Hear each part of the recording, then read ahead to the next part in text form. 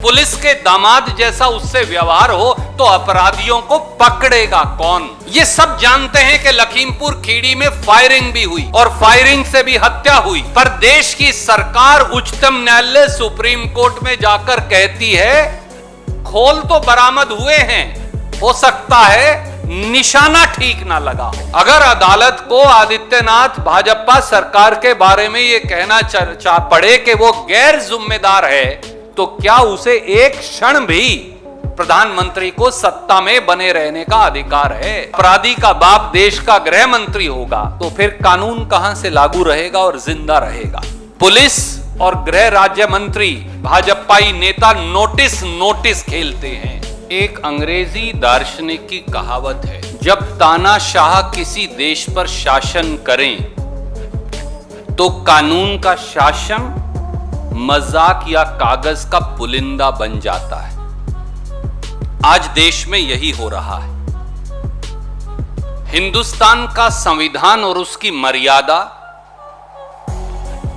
अपराधियों की जंजीरों की बेड़ियों में कैद है।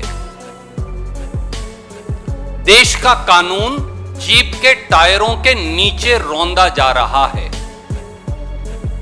न्यायपालिका और उसके निर्देशों और भावना को जानबूझकर और षड्यंत्रकारी तरीके से दरकिनार किया जा रहा है, और यहां तक कि न्यायपालिका का भी सत्ताधारी दल की पुलिस और सीबीआई से विश्वास उठ गया है। तो जब संविधान बेड़ियों में हो अपराधियों की, कानून जीप के टायर के नीचे हो, न्यायपालिका का पुलिस और सीबीआई से विश्वास उठने लगे, तो देश में अराजकता फैलेगी या नहीं, सवाल यह है। देश की कानून व्यवस्था का रखवाला कौन है?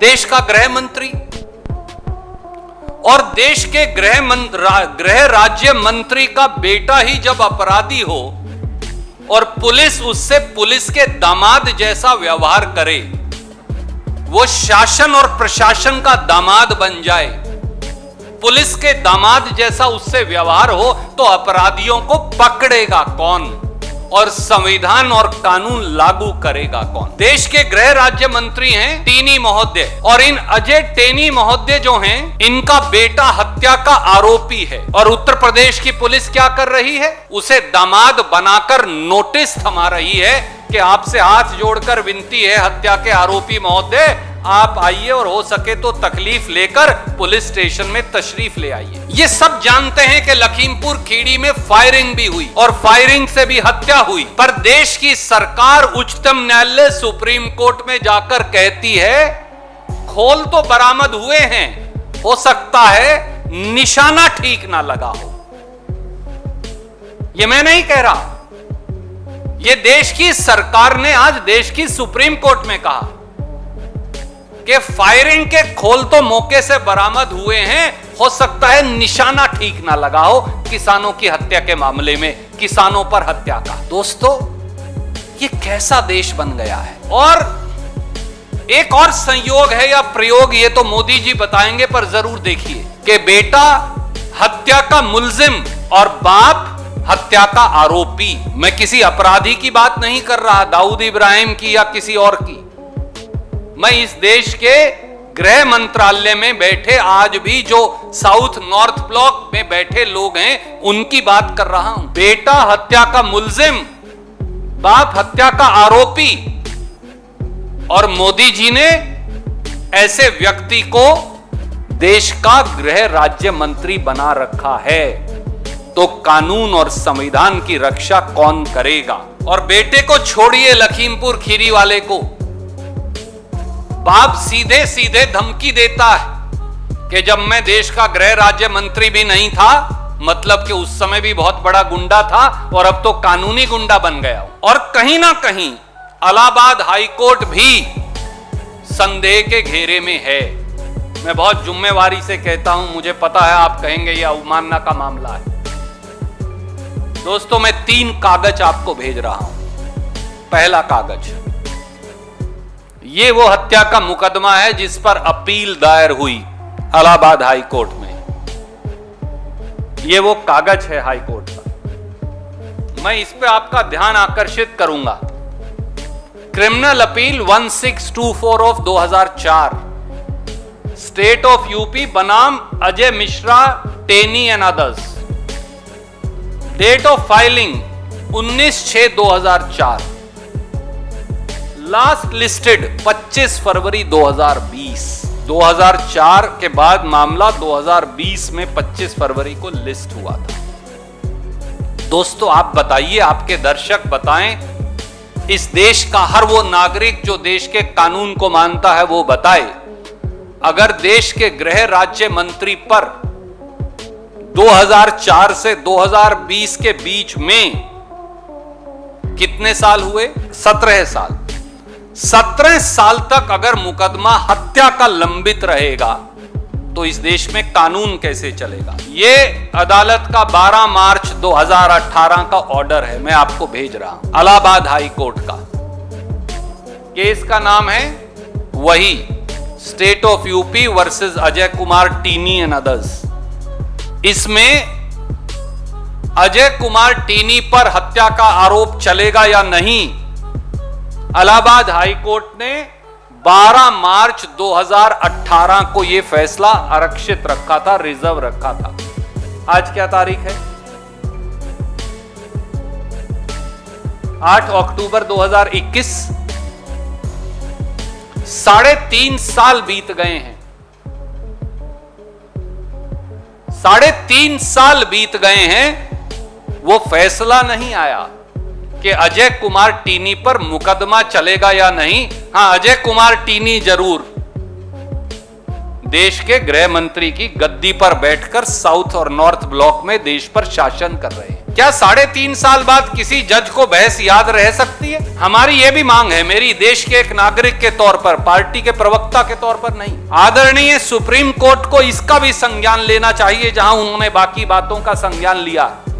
एक स्पेशल बेंच 2 दिन में पूरी सुनवाई करे और 20 अक्टूबर को जब सुप्रीम कोर्ट दोबारा केस सुने तो इसका भी निर्णय आ जाए। साथियों, आज 2 बड़ी महत्वपूर्ण बातें सुप्रीम कोर्ट में हुई। मैं सुप्रीम कोर्ट का धन्यवादी हूं एक देशवासी के तौर पर कि उन्होंने कुछ वकील साहिबान की मांग पर सुओ मोटो संज्ञान लिया। वहां कोर्ट ने 2 बातें में अदालत सरकार ने 2 महत्वपूर्ण बातें कही।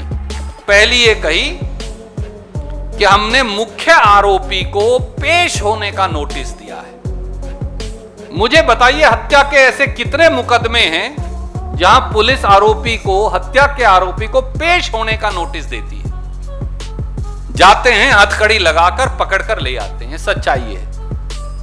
तो यहां पर क्योंकि इसलिए कि वो मोदी जी के मंत्री का बेटा है, मोदी जी, ये इसलिए हो रहा है। और दूसरा, अदालत में यह कहा गोली के सबूत ही नहीं मिले, अभी जांच नहीं हुई, आरोपी पेश नहीं हुआ, कोई पुलिस के पास गया ही नहीं, पर यूपी की सरकार ने पहले ही कह दिया कि साहब अभी गोली के सबूत ही नहीं मिले, यानी क्लीन चिट पेश होने से पहले ही दे दी गई।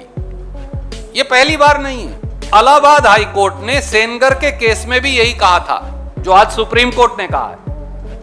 वहां भी पहले ही कह दिया था कि कोई जरूरत नहीं है भाजपा के उस विधायक को बुलाने की। और अदालत ने भी 3 महत्वपूर्ण बातें कही जो इस देश की मौजूदा दुर्दशा को दर्शाता है। पहला, उन्होंने कहा कि हम जिम्मेदार सरकार चाहते हैं। अगर अदालत को आदित्यनाथ भाजपा सरकार के बारे में यह कहना पड़े कि वो गैर जिम्मेदार है, तो क्या उसे एक क्षण भी प्रधानमंत्री को सत्ता में बने रहने का अधिकार है? अदालत ने कहा, यह हम नहीं कह रहे, उन्होंने कहा हम एक जिम्मेदार सरकार चाहते हैं, we want a responsible government. और ये जो नोटिस का खेल चल रहा है, तुम नोटिस दो मैं लूंगा, मैं नोटिस दूंगा तुम लोगे, उस पर उन्होंने कहा कि अगर आरोपी कोई साधारण आदमी होता, आपके मेरे जैसा या आपके दर्शकों जैसा, तो भी क्या सरकार का ये रवैया होता? इन 2 बातों के बाद क्या ये साबित नहीं होता कि मोदी और योगी सरकारें अपराधियों के साथ खड़ी हैं? संविधान को बेड़ियों में बांधने वाले अपराधियों के साथ आपकी चुनी हुई सरकार है। कानून को टायर के नीचे रौंदने वाले अपराधियों के साथ खड़ी है। और फिर कोर्ट अदालत को क्या कहा गया कि हम जजेस के मन की बात समझते हैं। तो सुप्रीम कोर्ट ने फिर कहा मुड़कर, ये जजेस के मन की बात नहीं, ये लोगों का संदेश है जो अदालत को सरकार के बहरे कानों तक पहुंचाना पड़ रहा है। और तीसरा ये भी कहना पड़ा कि अधिकारी तो सब आपके अपने हैं, यही दिक्कत है, और सीबीआई भी कोई हल नहीं, कारण आप जानते हैं क्यों। तो दोस्तों, इस देश की संवैधानिक व्यवस्था, इस देश के कानून और इस देश की पुलिस और सीबीआई, अब वो सब संदेह से ऊपर नहीं। बिल्ली अगर दूध की रखवाली होगी, अगर अपराधी ही एसएचओ होगा और अपराधी का बाप देश का गृह मंत्री होगा, तो फिर कानून कहां से लागू रहेगा और जिंदा रहेगा।